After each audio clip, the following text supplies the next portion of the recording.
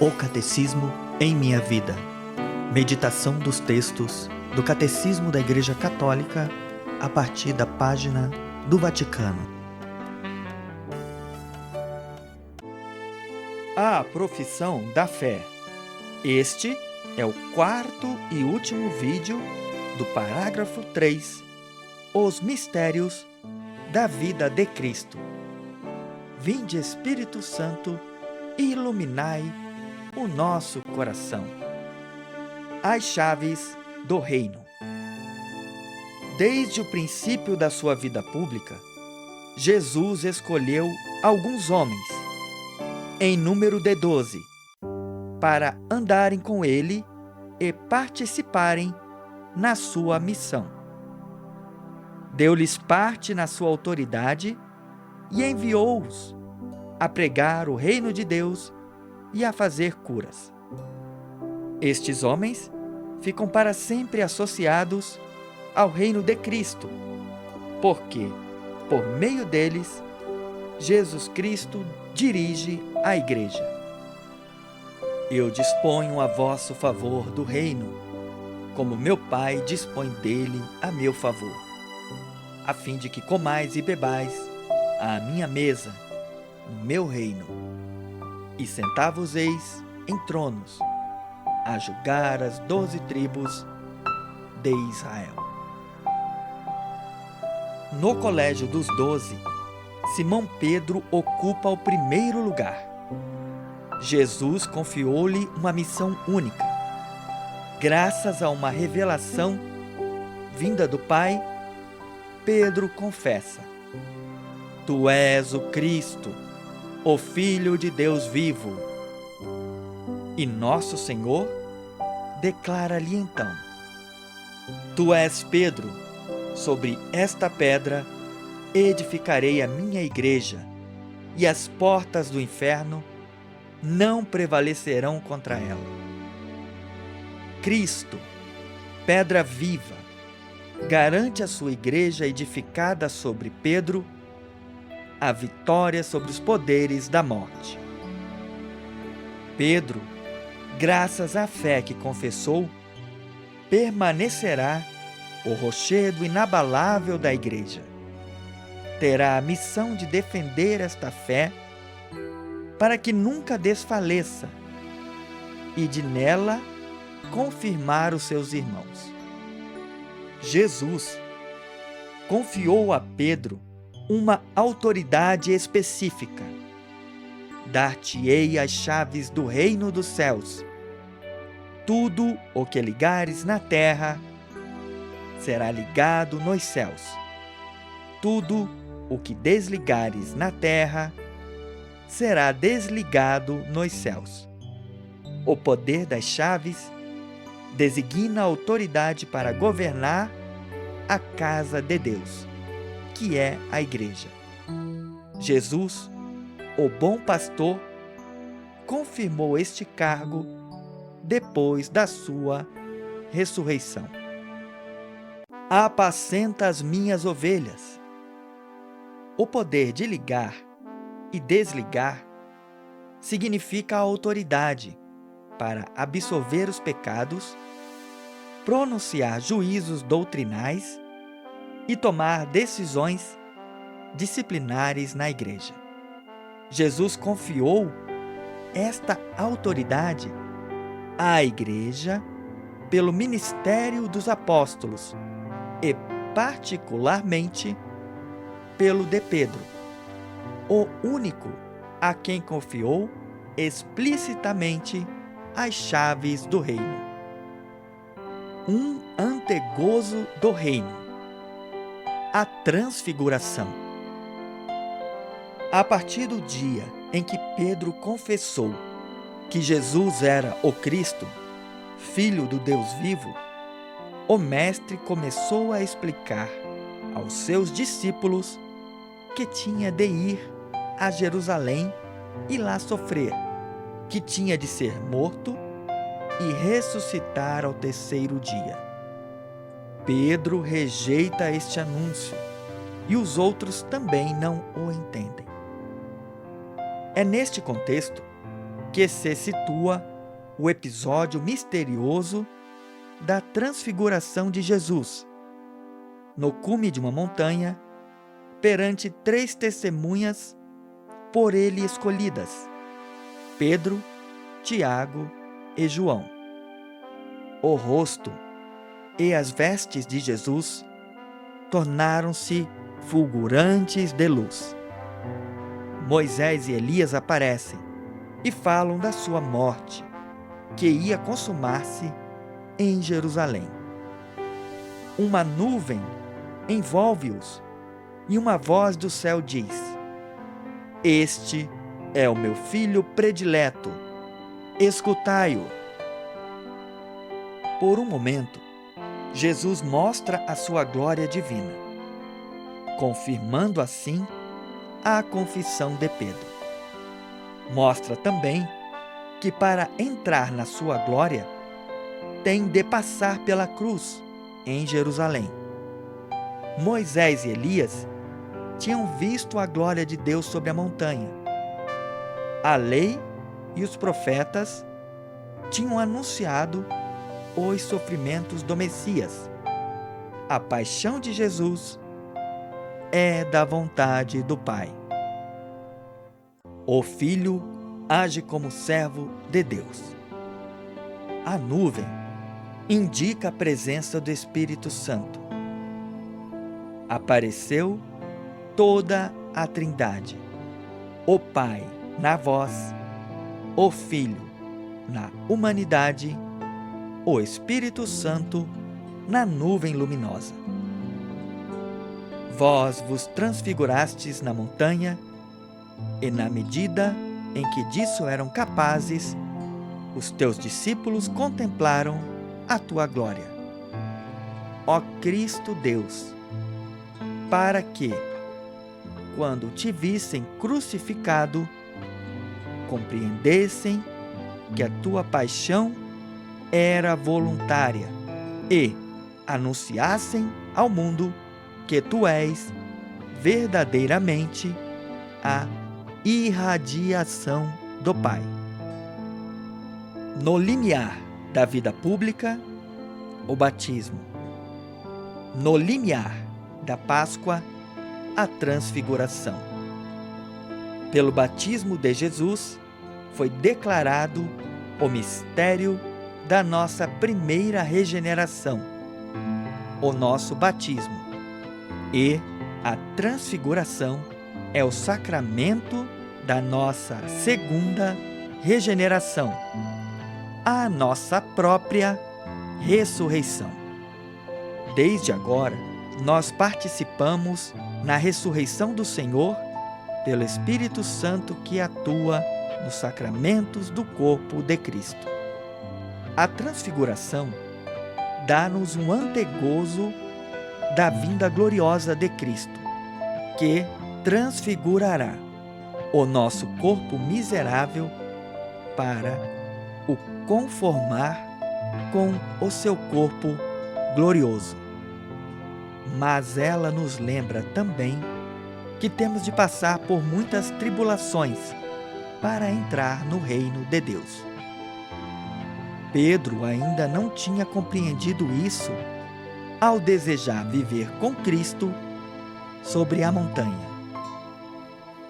Ele reservou-te isto, Pedro, para depois da morte. Mas agora ele mesmo te diz: desce para sofrer na terra, para servir na terra, para ser desprezado e crucificado na terra. A vida desce para se fazer matar. O pão desce para passar fome. O caminho desce para se cansar de andar. A fonte desce para ter sede. E tu recusas a sofrer? A subida de Jesus para Jerusalém. Ora, como se aproximavam os dias de Jesus ser levado deste mundo, ele tomou a firme resolução de se dirigir a Jerusalém. Por esta decisão, indicava que subia para Jerusalém pronto para lá morrer. Já por 3 vezes tinha anunciado a sua paixão e a sua ressurreição. E ao dirigir-se para Jerusalém, declara: não se admite que um profeta morra fora de Jerusalém. Jesus recorda o martírio dos profetas que tinham sido entregues à morte em Jerusalém. No entanto, continua a convidar Jerusalém a reunir-se à sua volta. Quantas vezes eu quis agrupar os teus filhos, como a galinha junta os seus pintinhos sob as asas, mas vós não quisestes. Quando já avista Jerusalém, chora sobre ela e exprime uma vez mais o desejo do seu coração. Se neste dia também tu tivesses conhecido o que pode te trazer a paz, mas agora isto está oculto aos teus olhos. A entrada messiânica de Jesus em Jerusalém. Como vai Jerusalém acolher o seu Messias? Embora tenha sempre evitado as tentativas populares de o fazerem rei, Jesus escolheu o momento e preparou os pormenores da sua entrada messiânica na cidade de Davi, seu pai. E é aclamado como filho de Davi e como aquele que traz a salvação. Hosana quer dizer, então salva, dá a salvação. Ora, o Rei da Glória entra na sua cidade montado num jumento. Não conquista a filha de Sião, figura da sua igreja, nem pela astúcia, nem pela violência, mas pela humildade que dá testemunho da verdade. Por isso é que naquele dia os súditos do seu reino são as crianças e os pobres de Deus, que o aclamam tal como os anjos o tinham anunciado aos pastores. A aclamação deles: bendito o que vem em nome do Senhor, é retomada pela Igreja nos Santos da liturgia eucarística, a abrir o memorial da Páscoa do Senhor. A entrada de Jesus em Jerusalém manifesta a vinda do reino que o Rei Messias vai realizar pela Páscoa da sua morte e da sua ressurreição. A entrada de Jesus em Jerusalém manifesta a vinda do reino que o Rei Messias vai realizar pela Páscoa da sua morte e da sua ressurreição. É com a sua celebração no Domingo de Ramos que a liturgia da Igreja começa a Semana Santa. Resumindo, parágrafo 3, os mistérios da vida de Cristo. Toda a vida de Cristo foi um contínuo ensinamento. Os seus silêncios, os seus milagres, os seus gestos, a sua oração, o seu amor pelo homem, a sua predileção pelos pequenos e pelos pobres, a aceitação do sacrifício total na cruz pela redenção do mundo, a sua ressurreição. Tudo é a atuação da sua palavra e cumprimento da revelação. Os discípulos de Cristo devem conformar-se com Ele até que Ele se forme neles. Por isso, somos assumidos nos mistérios da sua vida, configurados com Ele, mortos e ressuscitados, até que reinemos com Ele.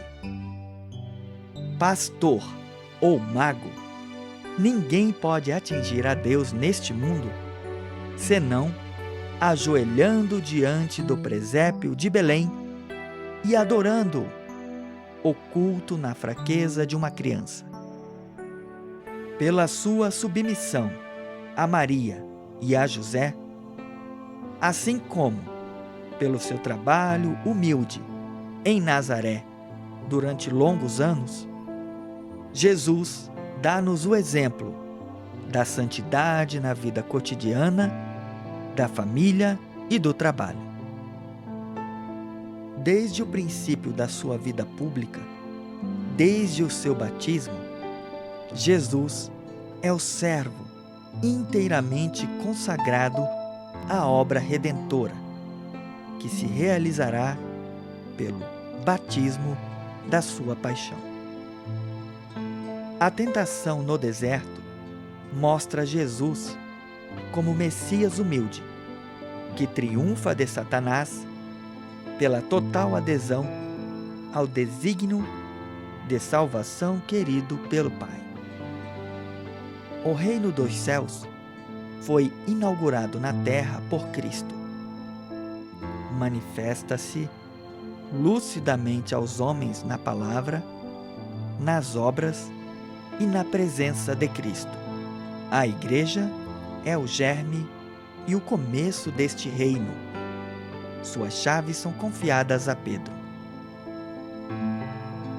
A transfiguração de Cristo tem por fim fortalecer a fé dos apóstolos em vista da paixão. A subida à alta montanha prepara a subida ao Calvário. Cristo, cabeça da Igreja, manifesta o que o seu corpo contém e irradia nos sacramentos, a esperança da glória. Jesus subiu voluntariamente a Jerusalém, sabendo perfeitamente que ali ia morrer de morte violenta, por causa da oposição dos pecadores. A entrada de Jesus em Jerusalém manifesta a vinda do reino, que o Rei Messias, acolhido na cidade pelas crianças e pelos humildes de coração, vai realizar pela Páscoa da sua morte e ressurreição. Até o próximo vídeo. Deus abençoe você.